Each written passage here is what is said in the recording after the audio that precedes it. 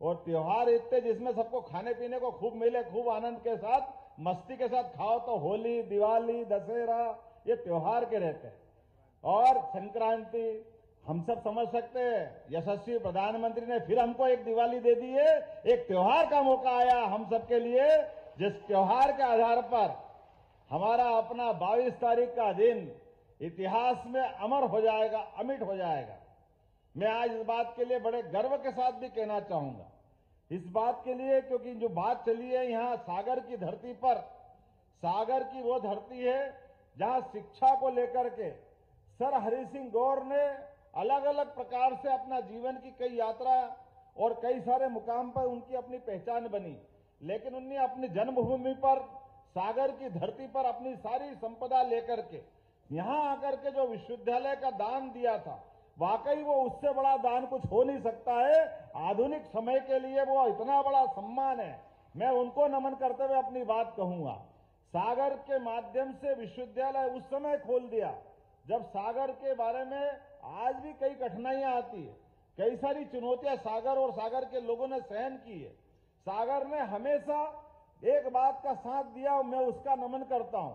आला उदल के जमाने से इस बुंदेलखंड ने कभी गुलामी के आगे सिर नहीं झुकाया, ये मुझे इस बात का सदैव गर्व रहा है। कोई क्या कर सकता है? कोई यही कर सकता है, कोई खाने को कम देगा, पीने को कम देगा, कोई व्यवस्था छीन लेगा, लेकिन स्वाधीनता तो नहीं छीन सकता ना। अपने खून का बलिदान देने के लिए जब बुंदेल आगे बढ़ते तो धरती डोलने लग जाती है, कंपायमान होने लग जाता है। यह हजारों हजार साल से यहाँ की परंपरा रही है। इसलिए ये कष्ट में कभी इस बात के लिए कोई छोटा मन नहीं करता है, हमारे यहाँ ये व्यवस्था नहीं है, हमारे यहाँ वो व्यवस्था नहीं है, क्योंकि जो व्यवस्था को भीख में मांगते वो कोई और होंगे, वो बुंदेले नहीं हो सकते। मैं इस बात की गारंटी ले सकता हूं। जिन व्यवस्थाओं के बलबूते पर स्वाभिमान के साथ, संस्कार के साथ और आत्म बलिदान की जो आग में जलना जानते, वही हमारे बहादुर शेर बुंदेले कहलाते हैं। मुझे इस बात की प्रसन्नता है, आला उदल को जो कोई पढ़ लेगा अपने आप एहसास कराएगा कि बुंदेलों की, यहाँ के क्षेत्र की जनता का बलिदान क्या होता है, उनके अंदर आग कैसे होती है, वो अपने उद्देश्यों के लिए जीते कैसे हैं। मुझे इस बात की प्रसन्नता है, यशस्वी प्रधानमंत्री का अभिनंदन करें। बीना रिफाइनरी के माध्यम से उन्होंने रोजगार की भी बड़ी संभावना अगर चालू की तो सबसे बड़ी सौगात 50,000 करोड़ की आपके इस बुंदेलखंड के अंदर दी है, इसी सागर जिले के बीना रिफाइनरी के माध्यम से। और एक नहीं, दूसरी सौगात यशस्वी प्रधानमंत्री के साथ यशस्वी पूर्व मुख्यमंत्री के लिए भी अभिनंदन करें, शिवराज सिंह चौहान जी के माध्यम से, जिनने केन बेतवा का बड़ा निर्णय कराया। मुझे इस बात की प्रसन्नता है, केन बेतवा के माध्यम से बुंदेलखंड की धरती भी पंजाब को पीछे छोड़ेगी, लहलहा के फसल के माध्यम से अपना मार्ग खुद बनाएगी, जिसके माध्यम से बड़े पैमाने पर रोजगार की जो कमी होती थी, स्वरोजगार की अपनी खुद की खेती हरी भरी करके अपना रास्ता खुद बनाएंगे। मैं इस बात के लिए प्रसन्नता और आनंद के साथ रहता हूं कि अपने इस क्षेत्र में आज के अवसर पर यहां पर लगभग 100 करोड़ की लागत से संत शिरोमणि रविदास जी के मंदिर का भी यही भूमि पूजन हुआ। ये भी सौभाग्यशाली धरती है। रविदास जी वो व्यक्ति है जिन्हें जीवन के कितने प्रकार के पाठ पढ़ाए जीवन में, वो भी उस दौर में जब रविदास जी को जीवन और उनकी अपनी जीवन पद्धति और उनका व्यवसाय, कई प्रश्न उठाते थे लोग उस समय, लेकिन अपने परमात्मा पे विश्वास करके सनातन संस्कृति को धन्य करने के लिए कोई संत आगे बढ़े तो वाकई रविदास जी को नमन करने की जरूरत है। आज के इस दौर में वो विचार आज भी पूजनीय है। रविदास जी का विचार ये छोटा मोटा नहीं है। हरि का भजे सो हरि का होय, जात पात पूछे न कोई, कितना उदात्त विचार, छोटा मोटा विचार है क्या? हमारे समाज को फूट डालने के आधार पर अंग्रेजों से लेकर कई लोगों ने ऐसे ही षड्यंत्रों के बलबूते पर समाज को लड़ाते लड़ाते पता नहीं कितने कष्ट दिए। ऐसे कठिन काल में भी रविदास जी ने वो उदात्त भावना अपने पास रखी और ऐसे कई शिष्यों की मालिका खड़ी करी, जिसके भरोसे उन्होंने परमात्मा में विश्वास करने के लिए अपने उद्देश्य के ले आगे बढ़े। गंगा के किनारे बैठ करके बनारस के घाट पर इतना पवित्र विचार लेके कोई चल सकता है, वो एक ही नाम होगा, वो रविदास जी का नाम से बढ़कर कोई नाम नहीं होगा, जिनके पास चित्तौड़ की महारानी भी प्रणाम करके अपने आप को धन्य मानती है। ये रविदास जी का जीवन हो सकता है। हम सब के लिए सौभाग्य की बात है। आज के इस अवसर पर यहीं पर एक और जानकारी देना चाहूंगा।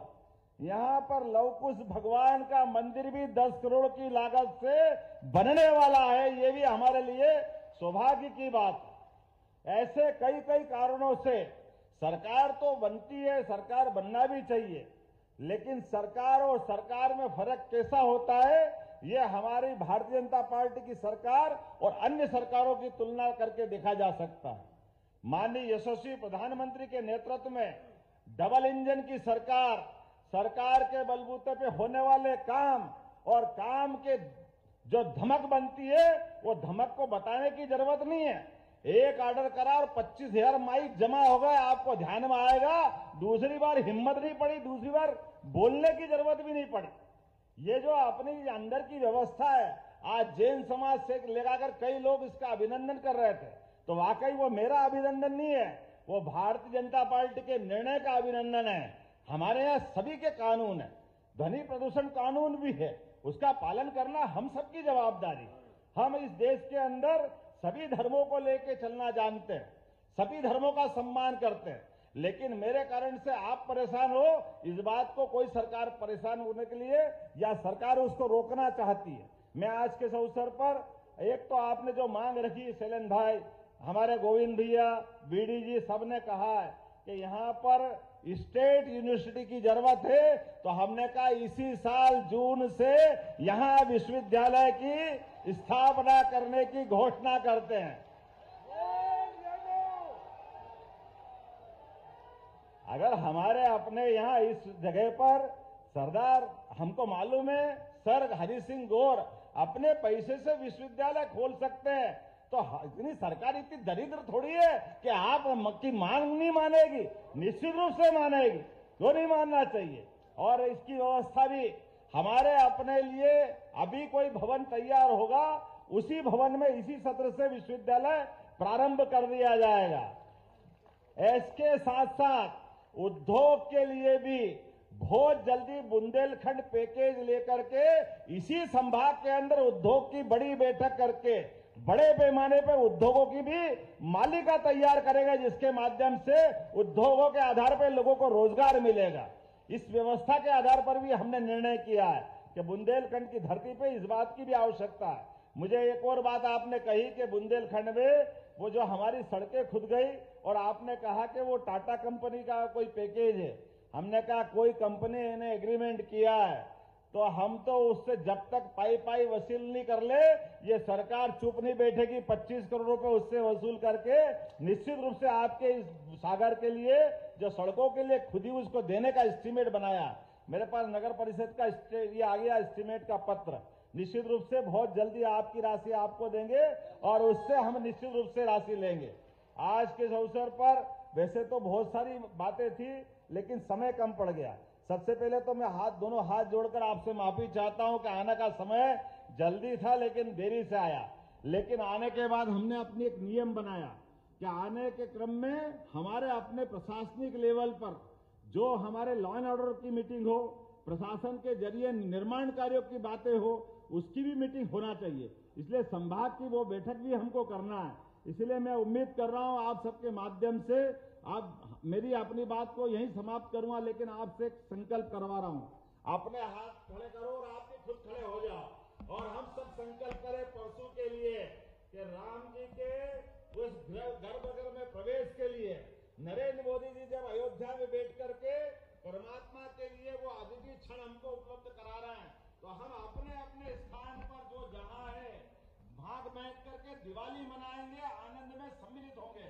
बोलो तैयार है? तो आपने मुट्ठी बांधो और एक बार और जय जय